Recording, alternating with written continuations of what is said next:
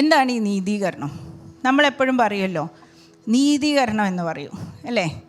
കാരണം ഇവിടെ പൗലോസ് ഇവിടെ പറഞ്ഞത്, ഞാൻ ക്രിസ്തുവിനെ ന്യായപ്രമാണത്തിൽ എൻ്റെ സ്വന്തം നീതിയല്ല, ക്രിസ്തുവിലുള്ള വിശ്വാസം മൂലം ദൈവം വിശ്വസിക്കുന്നവർക്ക് നൽകുന്ന നീതി തന്നെ ലഭിച്ചു എന്നാണ് പറഞ്ഞിരിക്കുന്നത്. അപ്പോൾ അതുകൊണ്ടാണ് ഞാൻ ഈ ചോദ്യം ചോദിച്ചത്, നീതീകരണം എന്ന് പറയുന്നത് എന്താണ്?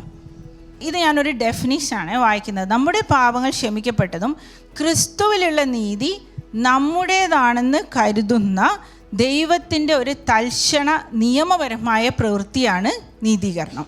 അപ്പോൾ എന്താണ് അവിടെ പറയുന്നത്? നമ്മുടെ പാപങ്ങൾ ക്ഷമിക്കപ്പെട്ടു, ക്രിസ്തുവിലുള്ള നീതി നമ്മുടേതാണെന്ന് കരുതുന്ന ദൈവത്തിൻ്റെ ഒരു തൽക്ഷണ നിയമപരമായ പ്രവൃത്തിയാണ് നീതീകരണം.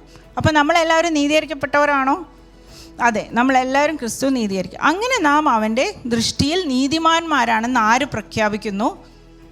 ദൈവം പ്രഖ്യാപിക്കുന്നു. അപ്പോൾ യേശുവിൽ വിശ്വസിക്കുന്ന ആർക്കും, യേശുവിൽ വിശ്വസിക്കുന്ന എല്ലാവരെയും ദൈവം എന്തായിട്ടാണ് പ്രഖ്യാപിച്ചിരിക്കുന്നത്? നീതിമാൻ. അത് നമ്മുടെ നീതി കാരണമാണോ? അല്ല, ദൈവത്തിൻ്റെ നീതി കാരണം.